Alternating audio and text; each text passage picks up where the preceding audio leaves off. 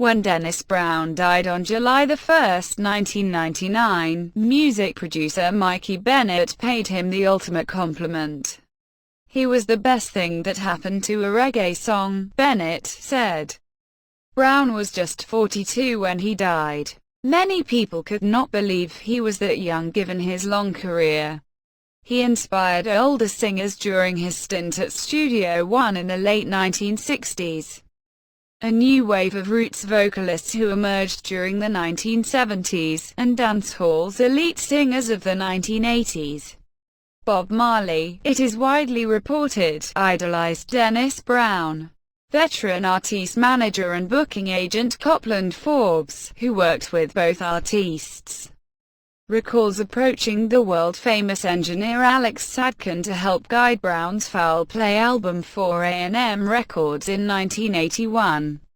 The budget was tight, but Sadkin, who was engineer for Marley's Survival album, was willing to work with Brown on a sole recommendation. According to Forbes, Sadkin said, "Bob talks about that man every day.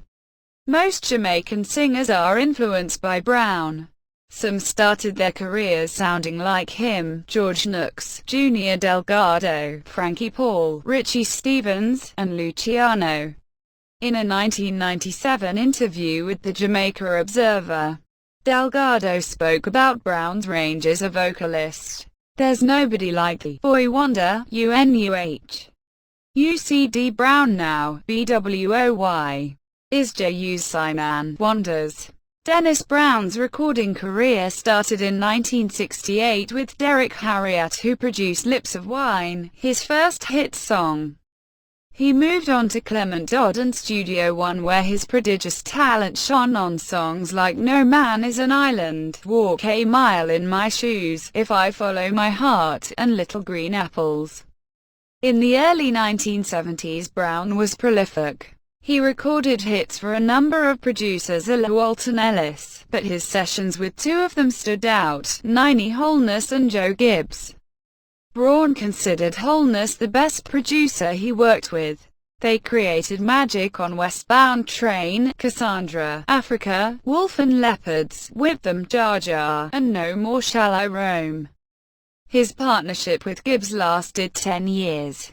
Words of Wisdom and Visions of Dennis Brown, two of Brown's best albums, were done for Gibbs.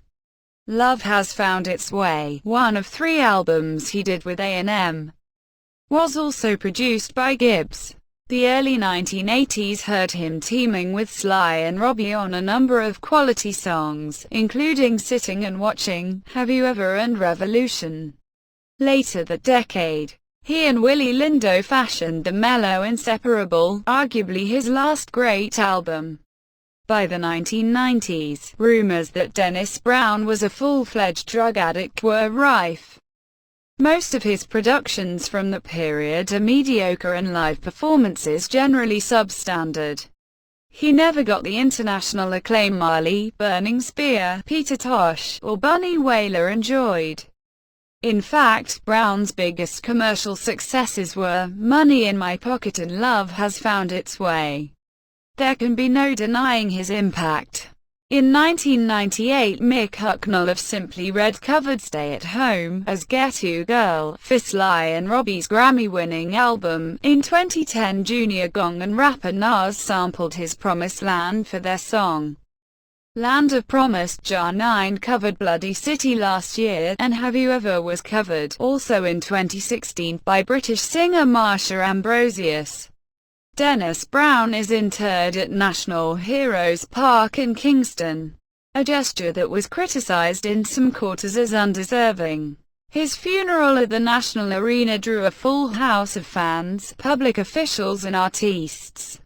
It was a reception fit for a crown prince.